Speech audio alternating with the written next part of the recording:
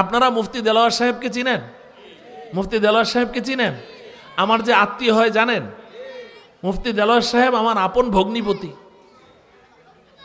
তা আমার মেয়ে মুফতি দেলোয়ার সাহেবকে কখনো সুযোগ পাইলে জিজ্ঞাসা করবেন, আমার মেয়েটার বয়স যখন 6 বছর বয়স, এই 6 বছর বয়স থেকে সে নিজে খাস পর্দা করে।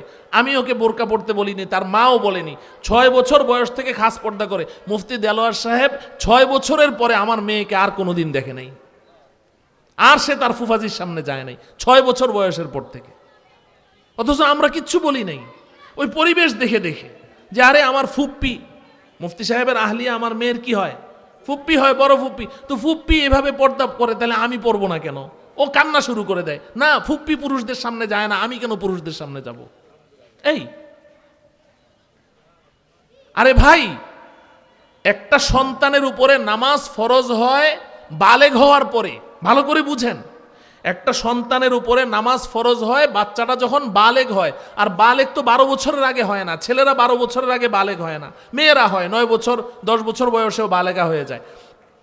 তো এই সন্তানটা 12 বছর 13 বছরের আগে তার উপরে নামাজ ফরজ হয় না, কিন্তু নবীজি নামাজ পড়াতে বলেছেন কত বছর বয়স থেকে? 7 বছর। মুরু সিবিয়ানাকুম বিসসালাতি ইযা বালাগু সাবআন ওয়াদরিবুহুম বিহা ওয়া হুম আবনাউ 10।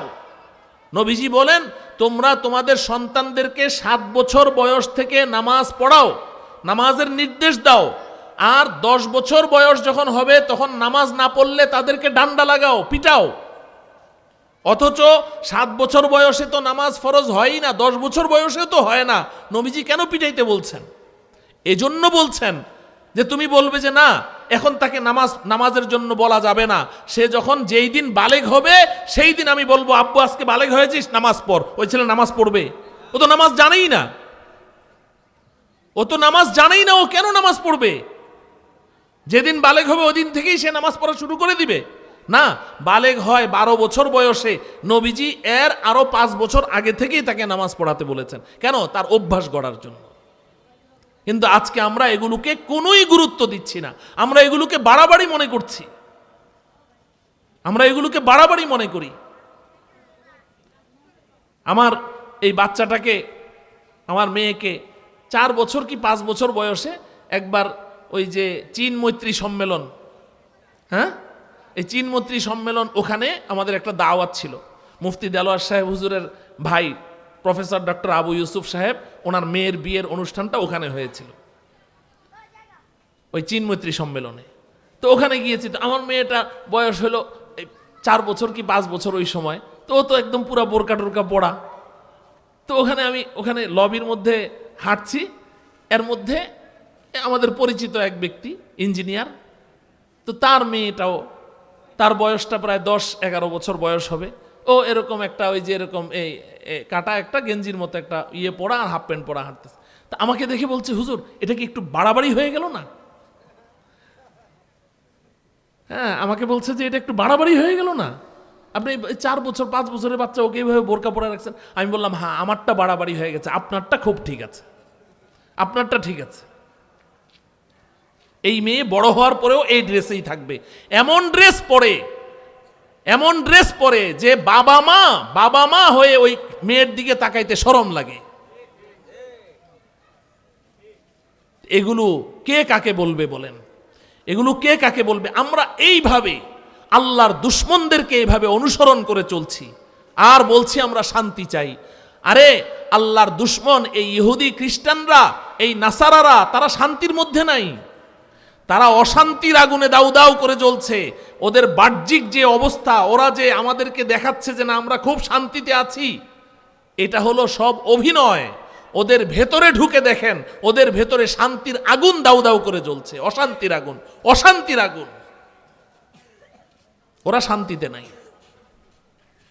ও আমার প্রিয় ভাইয়েরা, ও আমার প্রিয় মায়েরা, বোনেরা, যারা আমার কথা শুনছেন, আজকাল 2টা চিন্তা আমাদের মাথায় কাজ করে। যারা পথভ্রষ্ট, 2টা চিন্তা তাদের মাথায় কাজ করে।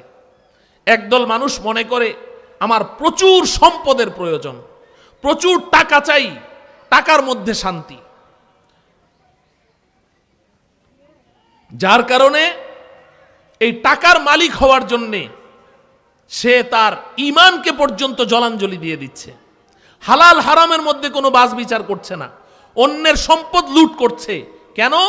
কারণ আমার প্রচুর টাকা লাগবে, টাকার ভেতরেই শান্তি আছে, প্রচুর সম্পদের মালিক হওয়া লাগবে, এই সম্পদের মধ্যেই শান্তি আছে। এ ধরনের চিন্তা চেতনা লালনকারী সমাজের মধ্যে মুসলমান আছে না নাই? আর আরেক দল যারা যুবক শ্রেণীর, তাদের চিন্তা কি জানেন? তারা মনে করে শান্তি আছে আমার যৌবনের স্বাধীনতার মধ্যে,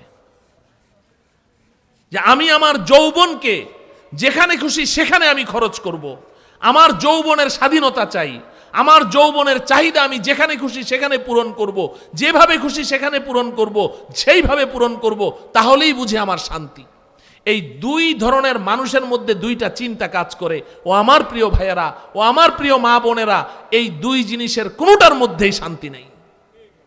না অর্থের মধ্যে শান্তি আছে, না যৌবনের স্বাধীনতার মধ্যে শান্তি আছে।